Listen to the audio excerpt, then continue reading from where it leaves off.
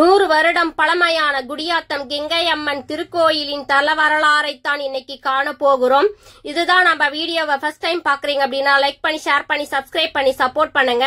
வாங்க வீடியோக்குள்ள போயிடலாம். இன்னைக்கும் குடியாத்தம் கெங்கை அம்மன் கோயில்ல வந்து பாத்தீங்க அப்படின்னா தல வரலாறை வந்து பாத்தீங்கன்னா நாகாளம்மன் அந்த சிலைகளுக்கு மேல சிற்ப வடிவலை இன்னைக்கும் வந்து அந்த வரலாறை செதுக்கி வச்சிருக்காங்க.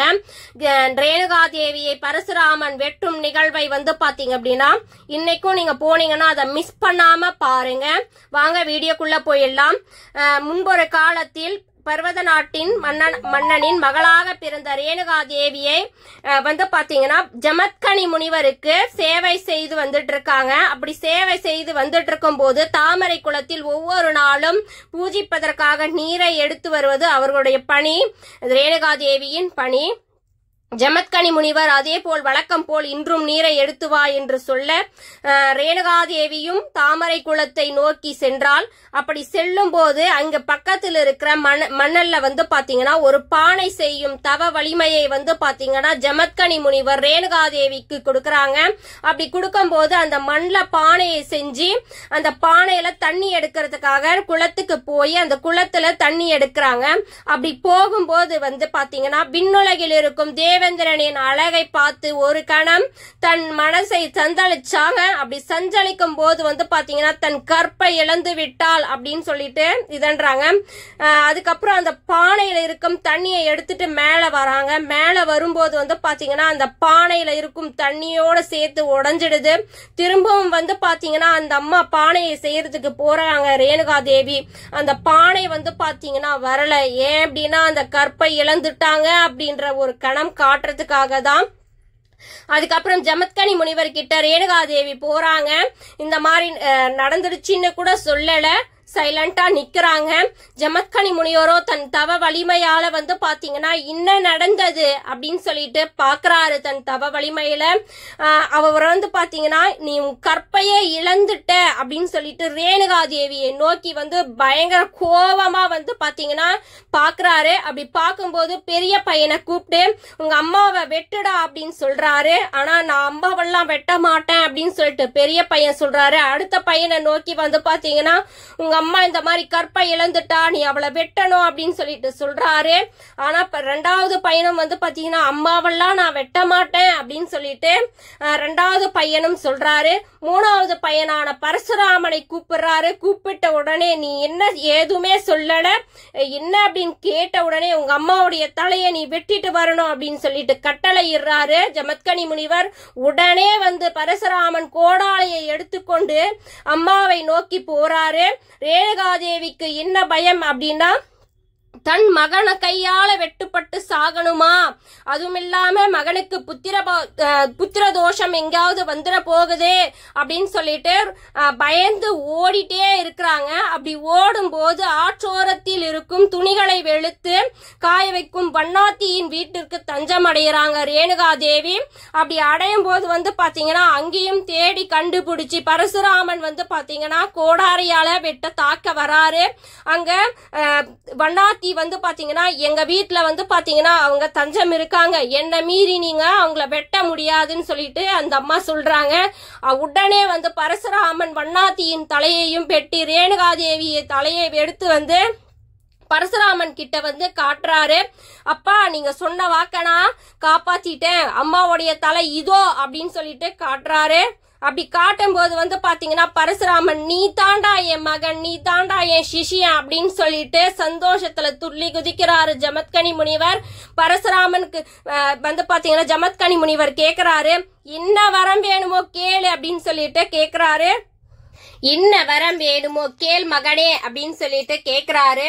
பரசுராமனும் கொஞ்சம் கூட தயங்காம அப்பா எனக்கு வந்து பாத்தீங்கன்னா அம்மாவுடைய உயிரும் இறந்த அந்த வண்ணாத்தியின் உயிரும் எனக்கு புதுப்பிச்சு கொடுங்க அப்படின்ட்டு கேக்குறாரு பரசுராமன்.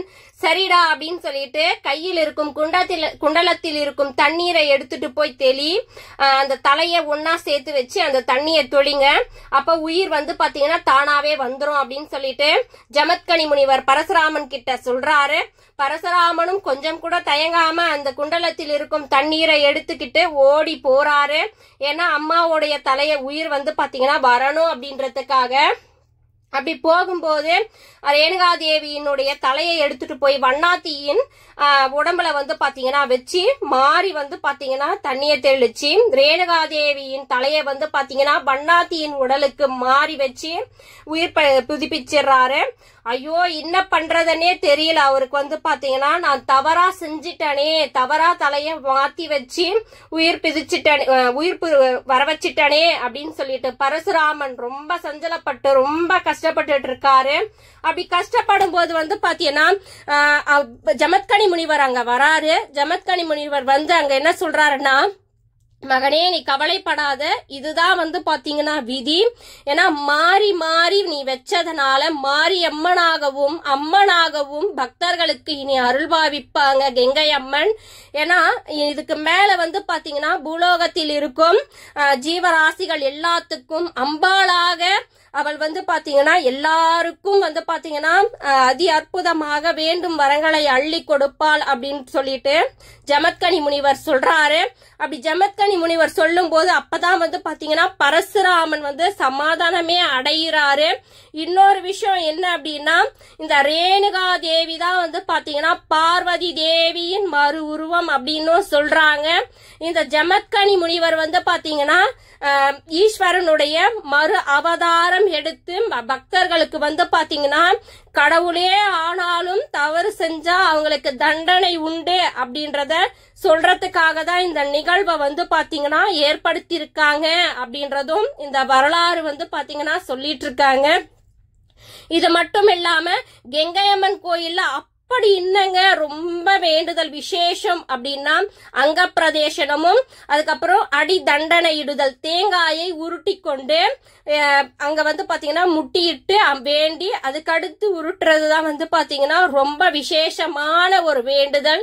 இங்க வேண்டிட்டு போனா அப்படி இன்னங்க கிடைக்கும் அப்படின்னா கண்டிப்பா கேட்ட வரங்களை எல்லாம் அள்ளி கொடுப்பாங்க. பாருங்க இப்பயும் வந்து பாத்தீங்கன்னா அடி தண்டனை இட்டுட்டு இருக்காங்க. கிட்டத்தட்ட ஒரு மாசத்துக்கு முன்னாடி இருந்தே வந்து பாத்தீங்கன்னா இங்க ரொம்ப இந்த வேண்டுதல் வந்து பாத்தீங்கன்னா ரொம்ப அதி விசேஷம் அப்படின்னே சொல்லலாம். பக்தர்கள் எல்லாம் வேண்டுதல் நிறைவேறிதான் வந்து பாத்தீங்கன்னா இந்த வேண்டுதலை நிறைவேற்றிருக்காங்க. பாருங்க சின்ன பையன் கூட வந்து பாத்தீங்கன்னா தேங்காவை இது பண்ணலாம் பாத்தீங்களா. குழந்தையே இல்லாம இருக்கிறவங்களுக்கு வேண்டி குழந்தை பிறந்து, திருமணம் ஆகாத இருக்கிறவங்களுக்கு திருமணம் ஆகி, அது மட்டும் இல்லாம கடன் பிரச்சனை எவ்வளோ பிரச்சனையா இருந்தாலும் சரிங்க, இவளை பார்த்தாலே போதும், இவகிட்ட வந்து எந்த ஒரு விஷயத்த நீங்க சொன்னாலே போதும் கண்டிப்பா நிறைவேற்றி கொடுப்பாங்க. நானும் வந்து பாத்தீங்கன்னா ஒவ்வொரு பெண்ணுக்குமே ஒரு முதல் குழந்தை அப்படின்றது வந்து பாத்தீங்கன்னா மறுபிறவி அப்படின்னே சொல்லலாம். அதே மாதிரிதான் எனக்கும் மறுபிறவி எடுத்துதான் நான் வந்தேன். அந்த கணத்துல அந்த அம்மாவை என்ன நல்லபடிக்கா வீட்டுக்கு கூட்டிட்டு போனேன்னா நான் அங்க பிரதேசனம் பண்றேன் அப்படின்னு இப்பதான் அதுக்கு வந்து செய்யறதுக்கு எனக்கு நேரம் கிடைச்சது அப்படின்னு கூட சொல்லலாம். நான் வந்து இன்னைக்குதான் வந்து அங்க பிரதேசனம் பண்ணி அந்த அம்பாளுக்கு வந்து பாத்தீங்கன்னா நேர்த்தி கடனை முடிச்சேன். இன்னொரு விஷயம், நீங்க கடவுளை வழிபடுறதுன்னா இந்த கொடி மரத்திலே ஃபர்ஸ்ட் வந்து பாத்தீங்கன்னா கொடி மரத்தை பார்க்காமயே போயிடுறீங்க. பக்தர்கள் எல்லாம் முதல்ல வந்து பாத்தீங்கன்னா கொடி மரத்துலதான் வந்து பாத்தீங்கன்னா அம்பாலும் சரி எந்த கோயிலுக்கு போனாலும் கொடி மரத்தை வணங்கிட்டு போங்க. அங்கதான் வந்து பாத்தீங்கன்னா கடவுள் வந்து வீற்றிருப்பாராம். கொடி மரத்துலதான் வந்து பாத்தீங்கன்னா.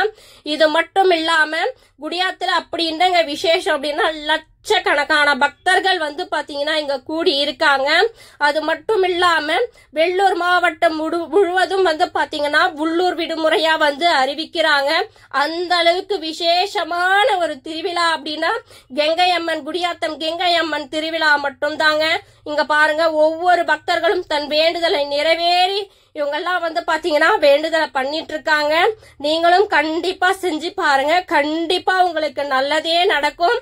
ஏன் நான் அப்படி சொல்றேன்னா, எல்லாரும் நீங்க வந்து பாத்தீங்கன்னா 14ஆம் தேதி வந்தீங்கன்னா அந்த சிறுசி எடுக்கும் அந்த இடத்துல இருந்து லட்சக்கணக்கான பக்தர்கள் அந்த அம்பால வந்து பாத்தீங்கன்னா மத இன வேறுபாடின்றி யாராயினும் தூக்கலாம். அவளை வந்து பாத்தீங்கன்னா யாருனாலும் அவளுக்கு வந்து பாத்தீங்கன்னா மாலை இடலாம். ஏன்னா ஒவ்வொரு அம்மன் கோயிலுக்கு வந்து பாத்தீங்கன்னா இவங்கதான் போகணும், அவங்கதான் போகணும், இவங்கதான் தூக்கணும், அந்த சம்பிரதாயம் எல்லாம் இவளுக்கு கிடையாது.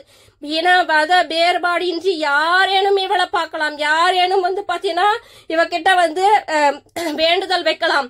இந்த வீடியோ பிடிச்சிருக்கும்னு நினைக்கிறேன். வைக்கிறேன். லைக் பண்ணி ஷேர் பண்ணி சப்ஸ்கிரைப் பண்ணி சப்போர்ட் பண்ணுங்க. இதே மாதிரி வீடியோ வேணும் அப்படின்னா தயவு செஞ்சு கமெண்ட்ல கமெண்ட் பண்ணுங்க. Okay, bye friends. அடுத்த வீடியோ